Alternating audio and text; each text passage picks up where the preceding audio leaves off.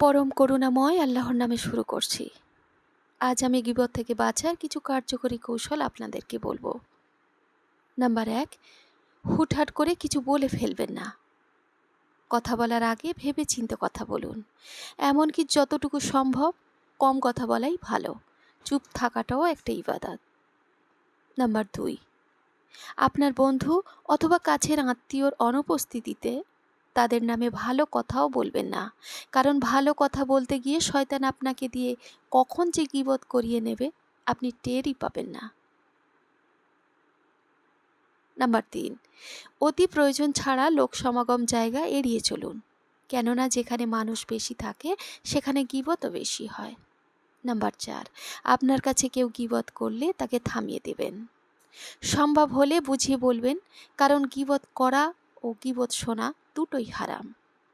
নিজেও যখন কথা বলতে বলতে গীবত করে ফেলবেন এবং হঠাৎ খেয়াল হবে, আরে আমি তো গীবত করে ফেলতেছি, সাথে সাথে থেমে যাবেন এবং তাওবা করে নেবেন। নাম্বার ৫, অমুক কেমন জানি পোশাক পরে, অমুকের রান্না ভালো না, অমুক মোটা, অমুক কালো, দেখতে একদম ভালো না, ইত্যাদি এই ধরনের কথা বলাও এক ধরনের গীবত। তাই এই ধরনের কথা বলা থেকেও বিরত থাকতে হবে।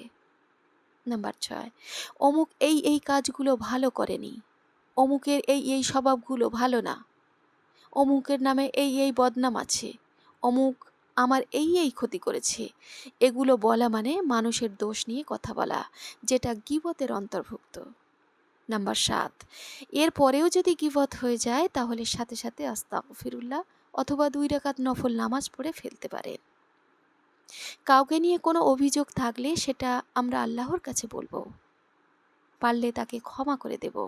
মানুষের কাছে এগুলো নিয়ে আলোচনা করে উল্টে আরও গুনাহ বাড়ানো কোনো বুদ্ধিমানের কাজ নয়। অন্যের দোষ ঢেকে রাখলে আল্লাহ তাআলা তার দোষও ঢেকে রাখবেন ইনশাল্লাহ। মনে রাখবেন, গীবত আমাদের নেক আমলগুলোকে ধ্বংস করে দেয়। মহান আল্লাহ তাআলা আমাদেরকে বা আপনাদেরকে আমলগুলো করার তৌফিক দান করুক। আমিন।